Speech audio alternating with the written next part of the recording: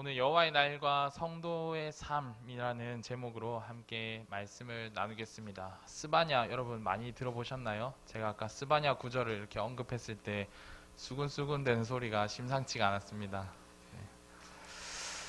지난번에 마쳤던 이 하박국서에 이어서 계속해서 이 소선지서에 있는 하나님의 말씀을 나누고자 합니다. 스바냐가 어떤 내용인지 여러분 혹시 아십니까?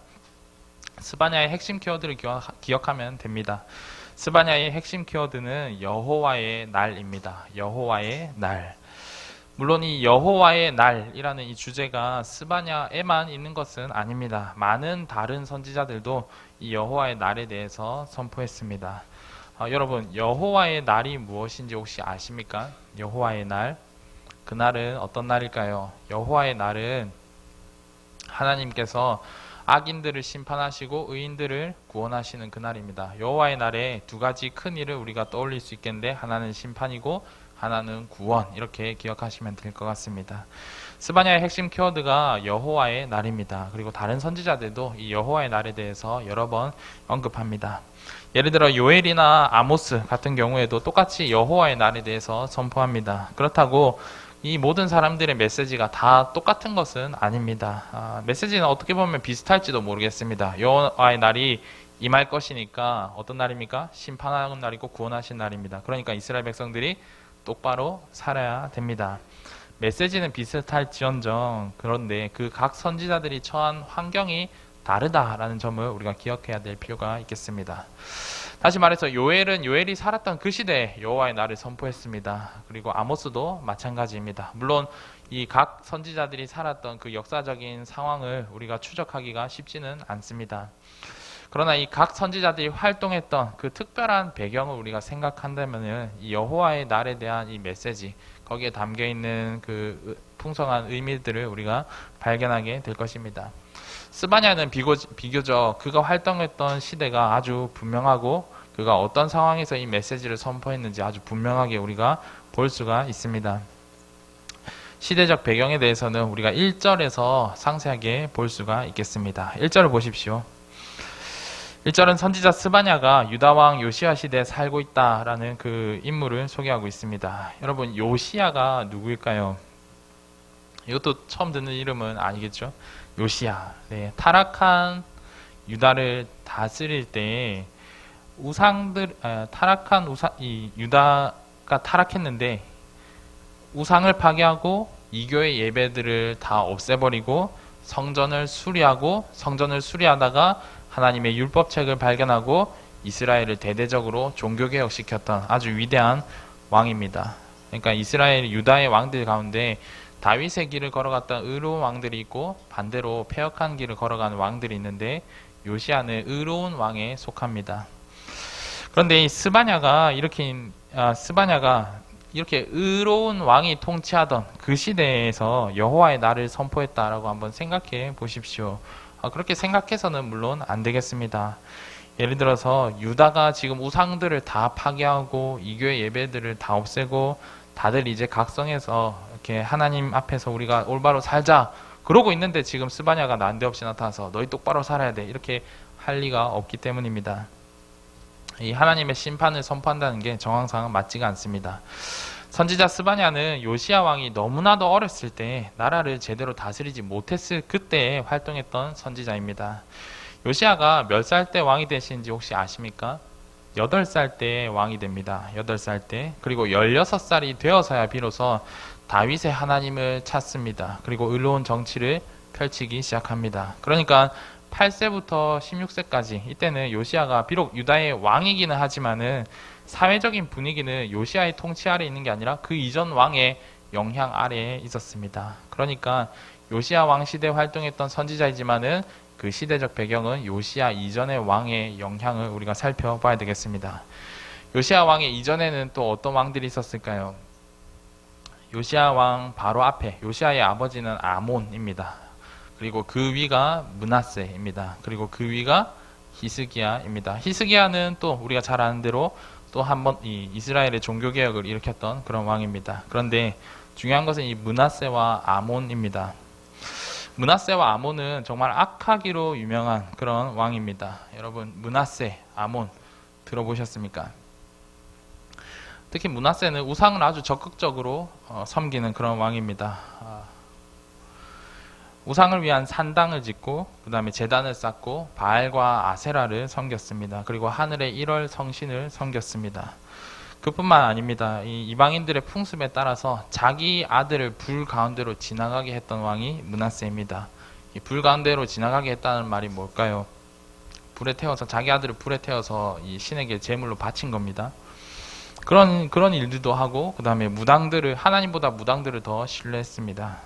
그러니까 하나님께서 가증하다 행하신 일들을 그냥 모조리 다 한 왕이 므낫세입니다. 물론 므낫세가 말년에 회개하기는 했지만은 열왕기서를 보면은 우리가 므낫세가 얼마나 악한 왕인지 우리가 볼 수 있습니다. 므낫세 아들인 아몬도 별로 다를 게 없습니다. 자기 아버지 므낫세가 행한 그 길 그대로 갑니다.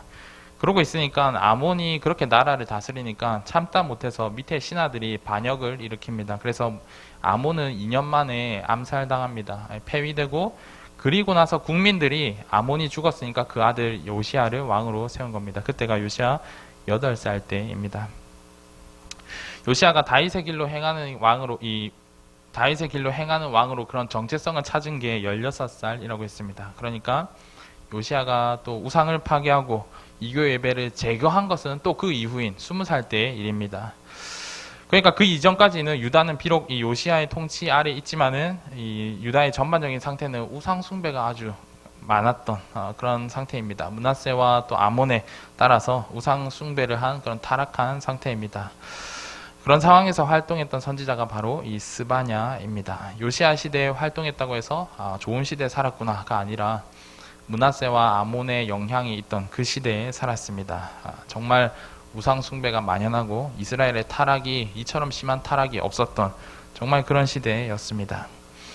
유다의 타락이 가장 극심했던 그 시대에 살았던 이 선지자 스바냐는 이 유다 백성들을 향해서 여호와의 날을 선포합니다. 본문은 우리에게 여호와의 날에 어떤 일이 일어날 것인지를 가르쳐 줍니다. 크게 두 가지 내용을 교훈합니다. 같이 본문을 보겠습니다. 첫째로 본문은 여호와의 날이 우상 숭배자들을 멸하는 날이다라고 가르쳐 줍니다. 그런데 놀라운 것은 우상 숭배자들만 멸하는 게 아닙니다. 우상 숭배로 인해서 피조 세계 전체가 하나님의 심판을 받게 됩니다. 이게 얼마나 비극적인 일인지를 나중에 한번 생각해 보겠습니다. 우상 숭배가 정말 얼마나 큰 화를 자초하게 되었는지 우리가 본문을 함께 살펴봅시다. 2절입니다.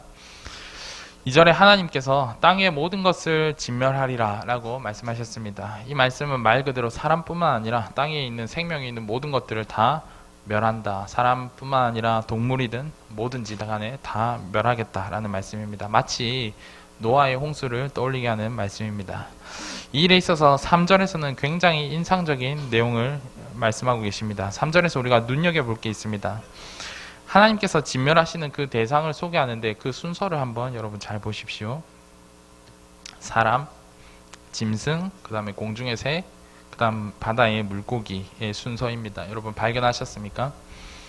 여기서 많이 보던 순서 아닙니까? 네, 이게 창세기 1장의 창조를 그대로 뒤집는 그런 순서입니다. 창조의 역순입니다.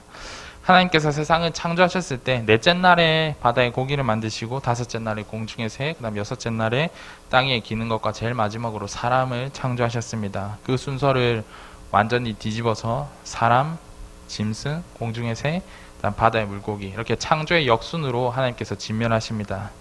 이게 무슨 뜻이겠습니까? 창조가 무에서 유를 창조하신 것이라면은 하나님의 진노는 유에서 모든 것을 무로 돌려버리십니다. 그만큼 무서운 진노입니다.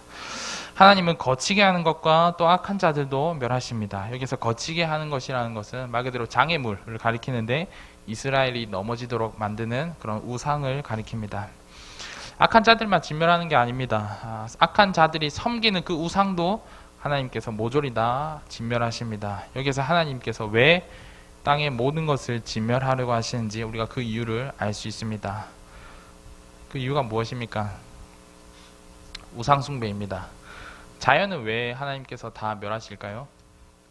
자연이 우상숭배 대상이 되기 때문입니다. 자연이 우리의 우상이기 때문입니다. 4절에서 6절 내용을 봅시다. 4절에서 6절 내용은 이러한 우상숭배 문제를 아주 구체적으로 나열합니다. 4절에 바알과 그마림 그리고 제사장들, 5절에 1월 성신, 과 또 말감 이런 것들을 보십시오. 다 이방 종교에서 나온 것들입니다. 바알은 여러분 아시는 분들도 있겠습니다. 바알은 가나안 종교에서 아주 중요한 그런 신입니다. 바알은 폭풍의 신입니다. 그래서 농경 사회에서는 바알에 대한 의존도가 굉장히 높습니다. 왜냐하면 비가 제때 와야지 또 오지 말아야 될 때 안 오는 게 이 농사를 돕는 것이기 때문입니다. 그래서 바알 숭배, 농경 사회에서는 바알 숭배가 아주 유행이었습니다. 이스라엘이 가나안 땅에 정착하고 나서 그래서 바알을 매우 적극적으로 받아들입니다. 이교의 문화에서는 이 신도 섬기고 저 신도 섬기는 게 너무나도 당연합니다. 그러니까 이스라엘 백성들이 그것을 배워서 바알도 섬기고 하나님도 섬겼습니다. 그마림은 뭘까요? 그마림. 그마림은 이방 신들에게 분향하는 제사장들을 가리킵니다. 이렇게 말을 하면 여러분 이렇게 성경에 동그라미 치고 이렇게 그마림 이렇게 해가지고 아시죠? 이렇게 해서 이방 신들에게 분향하는 제사장입니다. 이게 그마림입니다. 5절에서 말감은 암몬과 모압 사람들이 섬기는 신을 가리킵니다. 혹은 밀곰 혹은 몰렉이라고 부르기도 합니다. 특히 이 신에게 바로 인신제사를 드렸습니다. 인신제사가 아까 말했듯이 사람을 바쳐서 신을 만족시키는 게 바로 인신제사입니다. 므낫세가 자기 아들을 이렇게 인신제사로 바쳤습니다. 이게 바로 몰렉에게 드렸던 제사입니다. 우리 하나님께서 율법에서 이 이방인처럼 그렇게 제사 드리지 말라라고 분명히 말씀하셨음에도 불구하고 그거를 다 어깁니다. 이렇게 다른 신들을 섬기는 것도 참 문제이지만은 다른 신을 섬기지 않더라도 문제가 되는 경우가 있습니다. 6절 하반절을 보십시오. 여호와를 찾지도 아니하며 구하지도 아니한 자들까지도 심판의 대상이 됩니다. 여호와를 찾지도 아니하고 구하지도 아니한 자들까지도 심판의 대상이 됩니다. 하나님에 대한 신앙이 있다라고 하더라도 그 하나님을 의지하지 않고 살아가는 자들도 심판, 우상 숭배의 자들과 다를 바가 없습니다. 그 내면에는 이 하나님이 아니라 바로 자기 자신이 자리 잡고 있기 때문입니다. 바꿔 말해서 이 하나님을 섬기지도 않고 또 그렇다고 다른 신을 섬기지도 않는 그런 자들의 내면에는 자기 자신이 자리 잡고 있는 것입니다. 그런 자들도 모두 다 우상 숭배자입니다.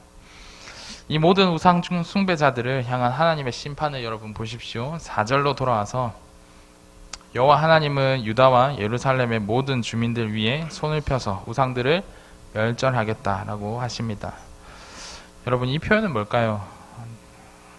손을 들어서 유다와 예루살렘의 모든 주민들 위에 손을 들어서 멸절하겠다. 이 표현은 무슨 뜻일까요?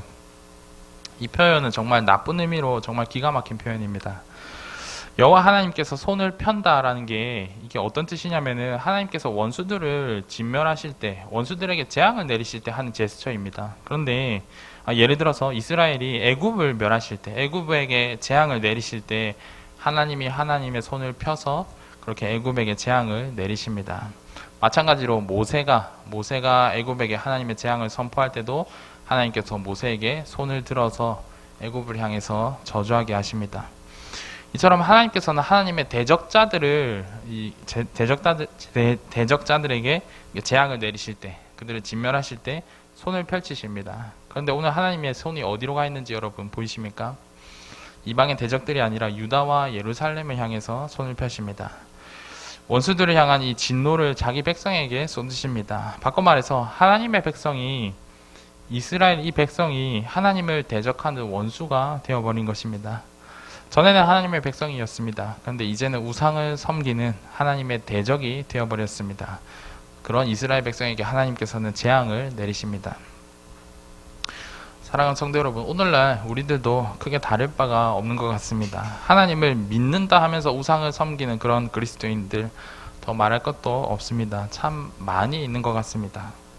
하나님을 믿지만은 주일에 예배드리고 기도회도 하고 온갖 그런 하나님을 위한 일들을 한다고 하지만은 여전히 하나님 외에 다른 것들을 섬기면서 그것들을 의지하고 사는 사람들이 없지 않습니다. 또 더 심각한 것은 하나님을 믿지만 절집에 찾아가서 나의 미래에 대해서 점을 치고 그렇게 살아가는 사람들이 참 없지 않습니다. 그런 자들을 향해서 하나님은 자기 백성이 아니라 자기의 원수로 삼으십니다. 자신의 삶 가운데 내가 하나님이 아닌 다른 것들을 더 사랑하고 있는 건 아닌지, 우리가 그것을 우상으로 섬기고 있는 건 아닌지 항상 우리가 돌아보아야 될 것입니다. 그런데 여러분, 우리가 여기서 조금 더 나가길 원합니다. 우상 숭배자들이 진멸당한다라는 사실에서부터 우리가 한 걸음 더 나갑시다. 앞서 2절과 3절을 여러분 다시 돌아가 보시겠습니까? 2절과 3절에서 우리가 살펴보았듯이 우상 숭배자들로 인해서 자기 자신만 망하게 되는 게 아니라는 것을 여러분 기억하십시오. 우상 숭배자들을 향한 이 하나님의 진노가 땅 위에 있는 모든 생명에게 영향을 끼칩니다. 하나님의 진노가 우상 숭배자들 때문에 땅에 있는 모든 생명을 다 멸하십니다. 우리가 그것을 주목해야 됩니다. 창세기 3장을 보시면 아담의 죄 때문에 아담이 저주를 받는 게 아니라, 아담도 물론 저주를 받지만은 땅이 저주를 받습니다. 창세기 6장에서 9장까지 보시면은 하나님의 아들들이 사람의 딸들을 좋아하고 그들과 결혼했기 때문에 하나님께서 홍수로 세상을 다 쓸어버리시겠다고 작정하십니다. 그리고 오늘 본문인 스바냐 1장에서 하나님의 백성이 우상을 섬기니까 피조세계 전부가 지금 멸망당할 위기에 놓여있게 됩니다. 사람의 죄가 자연을 망가뜨립니다. 사람과 자연의 이 왜곡된 관계가 이뿐만이 아닙니다. 하나님은 사람에게 바다의 고기와 또 공중의 새와 또 땅의 짐승들을 다스리라 라고 명령하셨습니다. 이것이 창조의 질서입니다. 그런데 타락한 인간이 어떻게 합니까? 오히려 그런 피조물들을 우상으로 만들고 그것들에게 다스림 받기를 원합니다. 창조의 질서가 완전히 파괴된 것입니다. 폭풍을 보고서 바알을 만들어내고 그 바알을 섬깁니다. 그다음 자기 집 지붕 위에서 1월 성신을 섬깁니다. 하나님께서는 우상 숭배자뿐만 아니라 그들이 섬긴 우상까지도 진멸하시는데, 바로 그런 차원에서 하나님은 이 사람의 우상이 되어버린 자연을 모두 다 진멸해 버리십니다. 생각해 보십시오. 하나님께서 친히 말씀으로 만드시고 참 보기 좋다라고 말씀하신 그 자연 세계입니다. 그런데 인간의 타락 때문에 함께 저주를 받고 또 이 죄지은 인간이 그 자연을 섬기니까 이 자연마저도 하나님의 심판의 대상이 되어버립니다. 정말 이 타락한 인간이 모든 것을 다 망쳤습니다. 그러므로 성도 여러분, 인간이 망가진 자연 세계에 대한 그 책임을 져야 합니다. 우리가 짓는 죄가 특히 이 자연 세계 속에서 우리가 만들어내는 그런 우상들, 그것들이 나 하나를 넘어지게 만드는 게 아니라는 것을 여러분 기억하십시오. 나의 죄는 온 세계를 병들게 만듭니다. 온 세계에 하나님의 진노를 이끌어 드립니다. 반대로 여러분들이 예수님을 믿고 의로운 백성이 된다라는 것은 또 그저 나 하나가 천국에 들어가는 게 아니라는 것도 기억하십시오. 여러분 한 사람이 하나님을 믿는 것은 창조 세계의 회복을 의미합니다. 피조 세계도 하나님의 구원을 기다린다는 것을 여러분 아십니까? 피조 세계가 어떻게 구원을 받을까요? 그들이 하나님을 믿습니까? 그렇게 구원받지 않습니다. 우상을 섬기지 않고 오직 주님만 의지하는 그런 믿음의 백성들 때문에 피조 세계가 구원을 받습니다. 성도 여러분 기억하십시오. 여호와의 날에 우리 하나님께서는 우상을 섬기는 모든 자들을 진멸하십니다. 뿐만 아니라 그것 때문에 피조 세계 모두를 진멸하십니다. 이 무서운 경고 앞에서 우리가 걸어가야 될 길이 무엇인지 확인하고 굳게 걸어가셨으면 좋겠습니다. 다른 것들이 아니라 정말 오직 우리 주님만을 의지하면서 그렇게 살아가는 여러분이 되기를 바랍니다. 그것이 나와 또 이웃 그리고 우리 자연 세계를 회복시키는 유일한 길임을 여러분 기억하시기를 간절히 바랍니다. 본문은 둘째로 여호와의 날이 불의한 지도자들을 벌하시는 날이다 라고 가르쳐 줍니다. 네, 자꾸 이렇게 출입하는 하지 아니하도록 좀 부탁드리겠습니다. 네, 앞서서 우리가 선지자들은 이 유다와 예루살렘 주민들 가운데서 우상을 섬기는 자들을 향해 이 하나님의 진노를 선언했다면은 이번에는 유다의 지도자들을 향해서 하나님의 진노를 선언하십니다. 8절에서 9절을 보십시오. 8절에 방백들과 왕자들과 이방의 옷을 입은 자들이 바로 이 유다의 지도자들, 고관들을 가리킵니다. 방백은 지도자들을 가리킵니다. 어떤 병역에서는 이 왕들을 가리킨다라고도 볼 수 있습니다. 또 왕자들은 왕가의 혈통을 가지고 있는 그런 사람들입니다. 이방인의 옷을 입은 자들은 어떤 사람일까요? 이 사람들이 이스라엘 주변에 있는 강대국들의 이런 문화를 수용해서 자신의 부와 권력을 자랑하는 사람들입니다. 일종의 귀족이라고 생각하면 되겠습니다. 9절에서 문턱을 뛰어넘어서 포악과 거짓을 자기 주인의 집에 채운 자들, 이 사람들은 또 어떤 자들일까요? 단순히 남의 집에 들어가서 도둑질하는 그런 사람을 가리키는 게 아닙니다. 이들이 무엇을 가리키는지 알려면 약간의 역사적인 지식이 필요합니다. 앞서 우리가 스바냐에 대해서 설명할 때 유다왕 요시야에 대해서 잠깐 제가 언급했습니다. 요시야가 몇 살 때 왕이 되었다고 했죠? 8살 때 왕이 되었습니다. 16살 때 정체성을 찾고 다윗의 하나님을 찾았습니다. 그렇다면 그 사이 기간을 누가 다스렸을까요? 왕은 요시야인데 16살 때부터 다윗의 하나님을 찾았다고 하니까 그 사이 기간 8년 동안은 누가 유다를 다스렸을까요? 이게 특별히 누가 딱 나타나서 대신 다스렸다 이렇게 말할 수는 없습니다. 그렇지만 왕이 너무나도 어려서 유다를 제대로 통치할 수 없는 바로 그 기간에 바로 이 타락한 유다의 지도자들이 다스린 겁니다.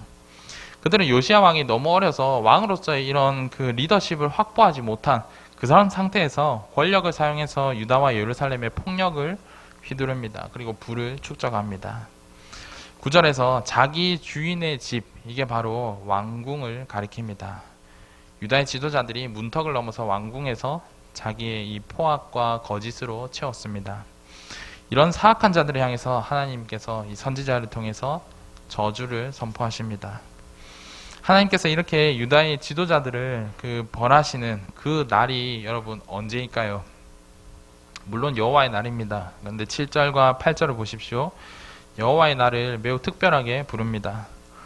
여호와의 무슨 날입니까? 여호와의 희생의 날입니다. 이때 희생이라는 것은 희생 제사를 가리킵니다. 희생 제사를 제사장들이 준비하지 않고 여호와 하나님께서 직접 지금 준비하십니다. 그것을 우리가 눈여겨 볼만합니다. 제사장들이 다 어디 갔을까요? 희생 제사를 제사장들이 준비해야 되는데 지금 여호와께서 친히 희생 제사를 준비하십니다. 제사장들은 어디 갔을까요? 앞에 말했듯이 다 우상 숭배를 하러 갔습니다. 우상을 섬기는 제사장들로 가득하니까 하나님께서 친히 자신의 희생 제사를 준비하십니다. 하나님을 제대로 섬기는 제사장이 없습니다. 그러니까 하나님께서 친히 희생 제사를 준비하십니다. 하나님께서 희생 제사를 준비하시는 그 이유가 무엇입니까? 희생 제사란 본래 이 제사를 드리는 사람을 거룩하게 만드는 그런 제사입니다. 죄인이 흠이 없는 짐승에게 죄를 전가시킵니다. 그리고 그 짐승을 제물로 불에 태웁니다. 그리고 나면은 그 제물을 바친 사람은 이제 죄가 전가되어서 태워졌으니까 죄가 없다라고 하여서 거룩하게 됩니다. 사람 대신에 짐승이 죽어야 되는 그 이유가 있다면은 그것은 이 짐승이 모든 죄를 받았기 때문입니다. 희생 제사는 제사 드리는 사람의 입장에서는 자기를 거룩해 하는 그런 제사이지만은 여러분 제물이 되는 짐승의 입장에서 한번 생각해 보십시오. 제물의 입장에서 보면은 자기가 지금 받은 죄에 대해서 심판받는 그것이 바로 이 희생 제사입니다. 그런 의미에서 여호와의 날을 여호와의 희생의 날이다라고 부르는 겁니다. 죄 있는 유다 백성을 바로 벌하시는 그날이 여호와의 희생의 날입니다. 바꿔 말해서 희생 제사의 제물이 지금 누구인가 하면은 유다와 예루살렘 백성입니다. 그들은 자기 죄로 말미암아서 불에 태워지게 될 것입니다. 그래서 여호와의 희생의 날에는 이 통곡 소리와 또 부르짖는 소리, 또 울음 소리가 그치지 않을 겁니다. 10절과 11절을 보십시오. 그게 바로 그 내용입니다. 10절에 있는 제2구역이라는 말이 있는데 이게 11절에 있는 이 막데스와 같은 곳입니다. 막데스는 예루살렘 서쪽에 있는 곳이고 상업이 발달한 그런 도시입니다. 그런데 여호와의 날에 유다의 지도자들과 또 모든 고관들이 다 죽게 되었으니까 뭐 상업이 무슨 소용이 있겠습니까? 막데스는 그저 슬피 울 뿐입니다. 끝으로 하나님은 하나님을 멸시하는 자들을 찾아서 멸하십니다. 12절을 보십시오. 여호와께서 복도 내리지 아니하시며 화도 내리지 아니하시리라 라고 말하는 자들, 어쩌면 그 사람들은 하나님이 자신의 삶과 전혀 관계가 없다라고 여기는 자들일지도 모르겠습니다. 그런데 그런 자들을 하나님께서 등불로 샅샅이 찾으셔서 벌하십니다. 그 장소가 어디입니까? 예루살렘입니다. 정말 충격적이지 않습니까? 유대인들은 예루살렘에 하나님의 성전이 있으니까 예루살렘만큼은 절대 멸망하지 않을 것이다 라는 그런 막연한 기대가 있었습니다. 또 자기들은 지금 선택받은 백성이니까 아브라함의 자손들이니까 절대로 망하지 않는다라고 그런 생각을 가지고 있었습니다. 그런데 하나님께서 지금 등불을 가지고서 멸할 사람들을 샅샅이 찾는 곳이 바로 예루살렘입니다. 더욱이 이 일에 있어서 하나님은 12절 상반절에 찌꺼기같이 가라앉아서 라고 표현하고 있습니다. 찌꺼기같이 가라앉아서 무슨 뜻일까요? 마음에 전혀 미동이 없다라는 뜻입니다. 하나님은 자기 백성을 지금 치시거나 또 예루살렘을 멸하시는 그 일에 있어서 전혀 일말의 동정을 품지 않으시고 마음에 전혀 미동이 없이 그들을 벌하십니다. 하나님은 하나님의 대적하는 그 원수들을 벌하실 때 그런 마음으로 그와 같은 상황이었습니다. 사랑하는 성도 여러분, 유대인이라고 해서 다 구원받는 게 아니듯이 또 하나님의 도성이라고 해서 다 이렇게 무너지지 않는 게 아닙니다.